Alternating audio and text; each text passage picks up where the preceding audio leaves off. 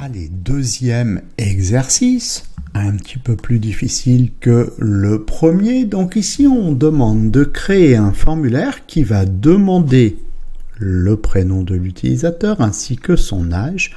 Et une fois que l'utilisateur aura rempli ces deux champs, attention, ces deux champs devront absolument être remplis, à ce moment-là, on écrira un petit message personnalisé.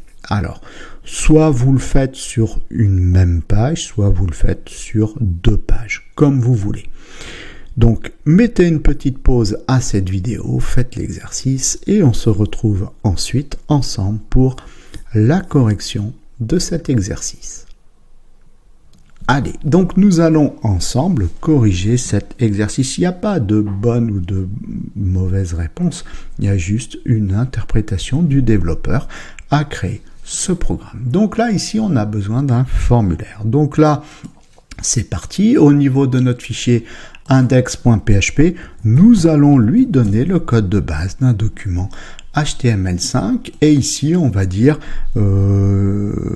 exercice 2. Voilà. Et puis, je vais passer en langue FR si on écrit en français. Donc là, ici, faisons notre formulaire. Donc, forme, on va lui donner une méthode post. Alors, moi, je décide que l'action se fera à l'intérieur de ce fichier PHP. Donc, je ne ferai pas d'autres fichiers suite à la validation du formulaire. Donc là, on a dit quoi? Il faut qu'on demande le prénom. On pourrait faire un label, il n'y a pas de problème. Label fort, on va dire prénom. Et ici, on va écrire votre prénom. Voilà, on va mettre 2 points, par exemple, un espace. Et ensuite, on va faire un input de type texte, voilà, qui aura pour name prénom et pour ID prénom, puisque comme j'ai un label fort, c'est mieux d'avoir l'identifiant. D'accord. Ensuite, on a dit qu'on allait aussi demander l'âge de la personne. Alors, on ne va pas faire ici de CSS, etc. On va juste faire des choses extrêmement simples en HTML. Donc, je vais mettre un break, même un deuxième break, voilà, pour passer à la ligne, pour demander donc le label qui va demander l'âge de la personne. Voilà, ici, je vais écrire votre âge. OK, et ensuite, on va faire un input de type number, voilà, puisqu'on va estimer que l'âge est un entier.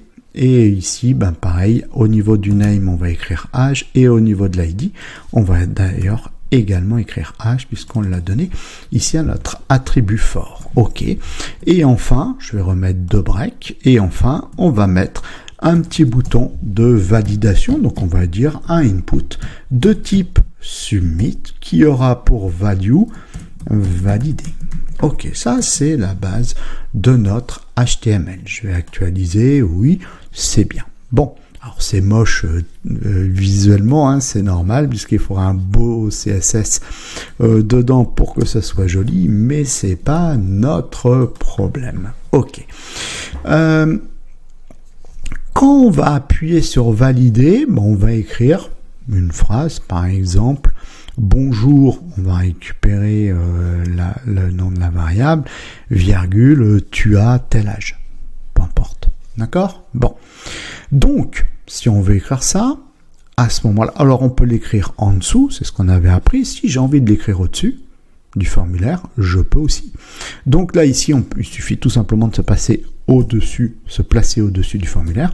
On ouvre PHP et on n'oublie pas de fermer PHP sous peine de problème. Bon, donc là, qu'est-ce qu'il faut? La première chose que nous devons penser, c'est de savoir si l'utilisateur a validé le formulaire. D'accord? Pour ça, s'il valide le formulaire, il pourrait générer une super globale de type $_post. Et donc, pour savoir s'il l'a validé, c'est le bouton de validation. Donc, on va lui donner l'attribut name et on va lui donner une valeur. Et sa valeur, ça peut être validé, ça peut être n'importe quoi comme valeur. Ça peut être Toto si on veut. Bon, donc ça génère une super globale $_post validée. Nous, on va écouter si elle existe. Donc pour ça, on va mettre en place une condition, et notre condition, c'est si I7, si il existe une super globale qui s'appelle $_post validé. Si cette super globale existe, à ce moment-là, on peut aller récupérer ce qui aura été rentré dans le champ prénom, donc ce qui serait $_post prénom. Et de manière à ce que ce soit plus simple pour moi pour l'écrire, je vous encourage à faire ce que je suis en train de faire, c'est-à-dire de ranger le contenu de la super globale dans une variable plus simple à écrire, c'est-à-dire $prénom. Voilà. Ensuite, ici, on va récupérer le contenu de la super globale $h qu'on va ranger dans une variable $h. Voilà. On va mettre le signe égal l'un en dessous de l'autre et on va dire que ça vaut $_post âge. Ok. Donc ça, c'est vu. Alors, avant d'aller plus loin, avant d'envoyer le écho, je me pose la bonne question. J'ai dit, attention, prénom et âge sont obligatoires. Donc, pour pouvoir faire cette affectation, on va conditionner. On va mettre en place notre condition. On va dire que si le prénom $_post prénom n'est pas vide, donc la fonction empty, la négation, si ce n'est pas vide. Ou bien, ouais non, on va mettre une information. On va dire si ce n'est pas vide, ou bien, Alt GR6, si l'âge, alors si le prénom est vide, ou bien si l'âge est vide, on va envoyer un message, on va faire un écho, on peut faire un paragraphe si on veut, donc on va ouvrir le paragraphe, on va fermer le paragraphe, on va mettre un point virgule pour dire que l'instruction est terminée, et on va dire merci de remplir tous les champs du formulaire. CTRL S. Dans le cas contraire, nous allons faire notre affectation. Donc le prénom et l'âge seront affectés à des variables plus simples. Et ensuite, on n'a plus qu'à écrire l'information. Donc là, ici, je vais dire, on écrit le résultat. Et donc là, ce serait quoi? Écho, on va dire bonjour, espace, on va concaténer avec la valeur de la variable prénom, $prénom. Vous voyez que c'est plus simple à écrire pour moi que tout ça. D'accord? Surtout si je l'écris plusieurs fois dans mon programme. On va le concaténer avec, on va mettre un espace. Et alors ici, je vais mettre un point virgule pour dire que l'instruction est terminée. Et bonjour prénom. Alors avant l'espace, on va mettre une virgule, on va mettre un espace et on va dire aujourd'hui. Alors attention, voilà, là il y a un problème. Il va falloir qu'on échappe la simple cote. Alt GR8. Donc bonjour prénom. Aujourd'hui, nous... ah non, pardon. Je suis désolé. Parti avec les dates, c'est pas avec les dates.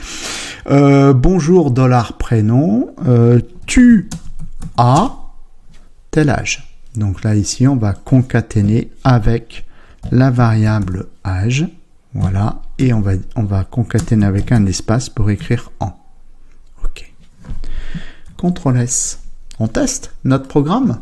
Donc là je vais actualiser. Si j'écris rien, merci de remplir tous les champs du formulaire. Si j'écris ici mon prénom, c'est Toto, merci de remplir tous les champs du formulaire. Si j'écris mon prénom, Toto, et mon âge qui serait de 99 ans, bonjour Toto, tu as 99 ans. Alors de la même façon, ici, j'aurais pu aussi écrire ça dans un paragraphe, comme j'avais fait pour l'autre, donc ouverture et fermeture ici de ma balise P, voilà, pour faire le paragraphe, si j'y arrive, CTRL S, voilà, donc là ici si je valide, normalement ça va revenir à la ligne, voilà, puisque ça se retrouve à l'intérieur d'un paragraphe. Donc voilà un petit exercice un petit peu plus complexe que le premier, mais c'est en fait, vous voyez qu'on se retrouve avec tout ce qu'on a appris, vérifier la présence